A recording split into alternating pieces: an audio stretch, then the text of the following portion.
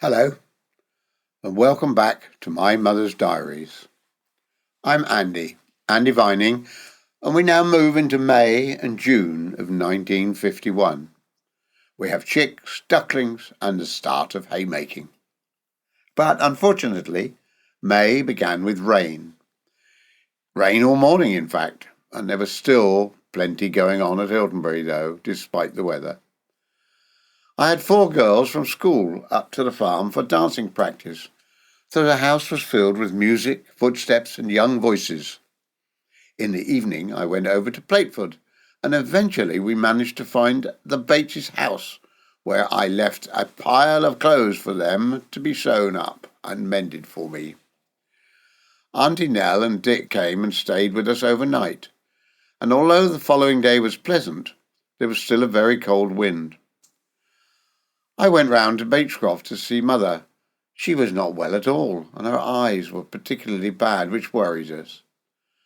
Then on the 3rd of May we listened to the opening of the Festival of Britain on the wireless. It felt like an important moment for the whole country. Britain was still recovering from the war, and the festival was meant to show that there were brighter and more hopeful times ahead. The girls had a holiday from school for it, but there was no holiday for us on the farm. I helped John with the potato planting before going to school for more dancing practice. And afterwards I called in to see Joan, and later Les and Joan came up to spend the evening with us. John went off to an implement sale with Norman, but did not arrive home until 9:45 that night. I wondered what could possibly have kept them so long, although farm sales do have a habit of doing that. Mind you, it could have involved a visit to the pub on the way back home, as I well believe it might have done. Janet had Stephanie Hayden to tea, and the girls enjoyed themselves while I carried on with the usual household jobs. The cold weather continued. John went to football while I watched some cricket for a little while over at the cricket field with Fred was playing, and it was a good match. The next day was dry and sunny, but still bitterly cold. I dug over a large part of the garden, and that evening we went round Joan and Les's for supper there. Jennifer, meanwhile, had become very interested in her duck eggs. She'd placed them underneath a broody hen and was waiting impatiently to see whether they would hatch. Monday brought the usual mountain of washing and ironing, but I managed to finish most of it before lunch, and in the afternoon I made up some new dances for the children. In the evening I caught up with odd jobs around the house. Janet was at home with a cold, but she recovered quickly enough to return to school the following day. The weather still seemed unseasonably cold. I had the dancing girls up to the house again. After they had gone, I spent the evening cleaning again. John was busy with a dung cart over at Ram Alley, one of those necessary farm jobs that seems to take forever, and the smell wasn't very pleasant either. But that's living in the countryside for you. Bet and Fred came up one afternoon with a little Timothy. When they left, I returned to the garden and then went up to Norman's in Hursley later for the evening with him and Kath. So many of the school children had colds that I had to cancel one of the dancing sessions. It was a pity, because the weather had at last begun to feel warmer. I used the spare time to get on with more work in the garden. Then I made a serious decision. I had decided to go on a diet. I had decided that I was getting too fat. How long my determination will last is another matter, particularly as I'm always baking, making tea and supper, and everything that takes place at Hiltonbury. That morning I went down to the village, and Mother also came with us, and then we drove to Salisbury to collect Andrew from St Probus for the Whitsun half-term holiday. It was a lovely day, and it was lovely to see him again, and Mother stayed with us for tea and for supper, and the house felt complete with Andrew home.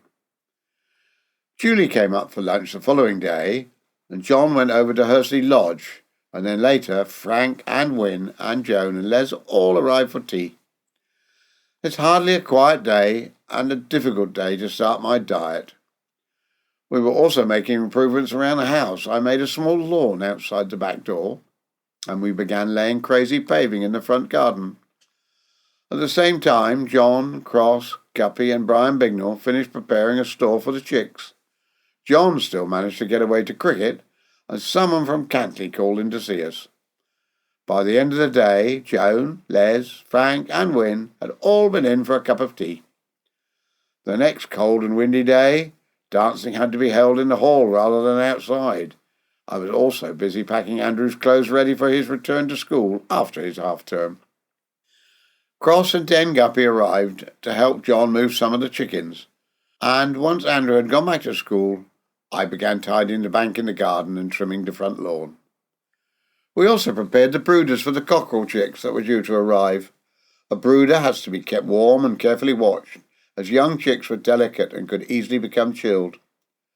Then 6 children came up to practice their dancing, and between lessons I made curtains for the landing window. Janet went to stay with Diana Powdrill, and I went to watch cricket with Fred. The following day I went down to the village as usual. Joan called in during the afternoon for a cup of tea, followed by Bet and Fred, and I finally managed to hang the new curtains on the landing. Janet arrived back home from her sojourn away. Then our latest livestock arrived. 50 cockerel chicks came from Mr. Cross. They needed constant attention. They had to be kept warm, fed and watered, and checked several times a day. And John was soon busy bringing even more chicks over from Mr. Cross. It rained, although the weather was at least a little warmer. John went to football. Marjorie called during the afternoon, and later John and Frank played tennis. I preferred to carry on with the gardening. Les and Joan called, and we all ended up having supper at the Dean's. The following afternoon I planted some sweet peas in the rain. Mr. Fry, Bob and Bunty came round in the evening, so once again the kettle was on and the teacups were out, with the visitors present. There was a bus strike, which meant that John had to take the girls to school, to the convent in Southampton. I went to the hairdresser's in the morning and then spent the entire afternoon and evening tackling a large wash and all the ironing that went with it.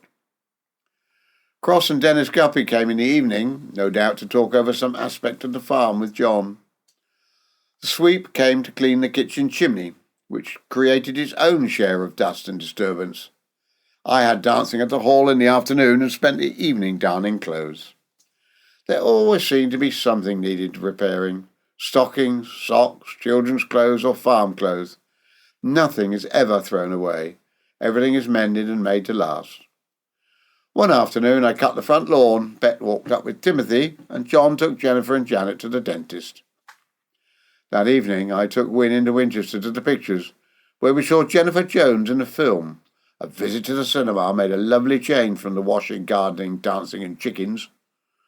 The girls had another school holiday, although the morning began with a thunderstorm. I went to the school for dancing practice again, called in to see Joan, and later went up to the Bluebell Woods with Wynne, Janet and Julie. The woods looked beautiful, with the ground covered in late bluebells and the trees coming into their spring leaves. It was one of those simple outings that the children always remembered and loved. The next day was lovely as well. I walked round to Mother's in the afternoon, but she was out, so I returned home and did some gardening. Then the rain returned and continued all afternoon and evening. John was home for a change because there was no football, and we went to supper at the Beatons with the Deans. We had a very good laugh there. It was a lovely evening. It rained throughout Sunday as well. Julie and Carol were with us, and the girls amused themselves by making up dances to music played on the wind-up gramophone. The gramophone had to be wound by hand, and the music would gradually slow down as it ran out of power, prompting somebody to leap up and wind it again. When the weather improved, I finished all the ironing before lunch and spent the afternoon on odd jobs. Joan called in, and I later went round to the Rolfs with Mrs. St John and Nana to inspect the new lawn that they had seeded down. It was looking really good. The next day was cold but dry, so we held dancing on the school lawn. John and the men were busy tidying the back garden while I spent the evening gardening. John had to go out on a farm survey. And then we had a visitor. John Guidinor came to tea, and he stayed for dinner. And in the evening I planted out the lobelia, and I noticed that the sweet peas were coming along very nicely. Poor John developed a dreadful toothache during the night, and he had to have the offending tooth taken out the next day. Luckily the buses had begun running again, so the girls were able to go to school as normal. I went to cricket again in the afternoon, followed by dancing at the school, and then I planted some asters in the evening. By the beginning of June, summer finally seemed to have arrived. It was really hot at last. I went down to the village in the morning and spent the afternoon baking. On the first evening of June, John, Wynne and I went to the pictures to see Wedding Bells, the new Fred Astaire and Jane Powell musical. It was set in London during the excitement of Princess Elizabeth's wedding and was filled with music, romance and dancing. The most extraordinary moment came when Fred Astaire appeared to dance up the walls and across the ceiling. Amazingly done. Afterwards, we watched the latest newsreels showing a derby before making our way home. The next day was equally lovely. Nora and Stanley went to the Smith Wareham wedding, and we had George, who came for the afternoon. The following day, Wynne and the girls and I went into Southampton to the Grand Theatre to see Maid of the Mountains. It was a wonderfully romantic musical tale of Teresa, a young woman living among the mountain bandits, filled with disguises, jealousy, adventure, and eventually true love. The music included the famous song Love Will Find a Way, and we all thought the performances were really, really good, and the girls thoroughly enjoyed seeing it. Sunday was spent almost entirely in the garden. Mother and Bella came for tea, and in the evening Bob and Bunty arrived with their children, Mary, Anne and Joan, and we all went for a walk together down the fields to Camel's Hump. There was also great excitement in Jennifer's corner of the farmyard. Her ducklings had hatched at last. 11 emerged from the 12 eggs, which was an excellent result, although sadly one of the little ducklings was trodden on by a hen. Farm life brought happiness and sadness very close together, the poor little chick, particularly where young animals were concerned. The following morning I completed the washing and ironing before lunch, then went to school for dancing dress rehearsal. I called in at Joan's for a cup of tea, and she came to see me again that evening, and we went for a walk with Les. And best of all, we heard from Andrew. He was top of his form at St Probus. We were tremendously proud of him. The weather became almost too hot for gardening. Joan called in and we went for a short walk. I telephoned the Sinclairs and learned that they had decided not to take their house at Swanage this year for their holiday. This was also the day one of our pigs was taken to the slaughterhouse in Eastleigh. Nothing is ever wasted on a farm, and 2 days later I went back into Eastleigh with John to collect some of the pork, including the ham and the offal. It was a considerable amount of meat for the household, and would have to be carefully prepared, cooked, preserved and shared. Luckily it is cool in the old pantry, so it keeps well in there. Over the day when we get electricity and a fridge, but that's still a long way ahead of us. Before that, however, I had taken the children to the Women's Institute to perform their dancing. The display was a great success, which made all the rehearsals worthwhile. That evening we had supper with the Deans at Phyllis Coates' house in Southampton and had another jolly good time, a lovely evening out. The wind turned cold again, although the day remained fine, and after collecting the rest of the pork from Eastleigh, I planted out the stocks in the evening. John, meanwhile, had to have another tooth taken out by Eric Inge, poor man. Farming is difficult enough without trying to work with a painful mouth. The following day was lovely. John eventually started cutting hay at Flexford. I went down to the village and then walked round to Beechcroft in the evening. And there was a school on at Ray Andrews' school, which I went to. Very, very entertaining. The second week in June was an especially busy one. I took Janet to Southampton Station, and she was going to London. Jennifer went to Bath, where she gave rides at the police sports day. John and I travelled to St Probus, where John was playing in the father's cricket match. Unfortunately, it rained for some time, but it was still a lovely day, because we were able to see Andrew, and he played very well and scored 12 runs. And best of all, the St Probus boys won, beating the dads. We returned home tired but very pleased. It was a lovely day. Julie was not well the next day, and the weather was showery. I still managed to complete the washing and ironing before lunch, though. We had some of our own pork for Sunday dinner, and it was absolutely lovely. I made cakes in the afternoon and iced a birthday cake in the evening. Joan and Les came up to collect their chicken I had prepared for them, and they stayed for a cup of tea. The cake was for Janet, whose birthday was on the 11th of June, and I spent the entire day preparing for her party. Bunty came up to help me, and a good time was had by everyone. The weather stayed mostly fine, although a little rain arrived during the evening. There were more dancing lessons at the school the following day. Joan called in, and we went for a walk together. I also managed to fit in a little gardening. Uncle George and Auntie Toss went off to stay at Hursley, and that pleased me. Mother and Bella came to tea, followed later by the Deans, and Julie bought Janet a particularly exciting birthday present, a pair of goldfish swimming round and round in a bowl. Joan and Les came up as well, while John was thrashing the oats up the rickyard. Thrashing is noisy, dusty, and very demanding work.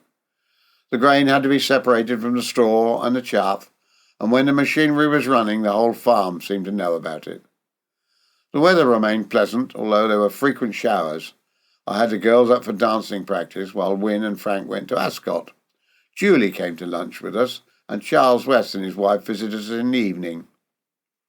John then began carting hay from Flexford, but unfortunately the elevator broke down, which is exactly the sort of mishap that could hold up the whole operation.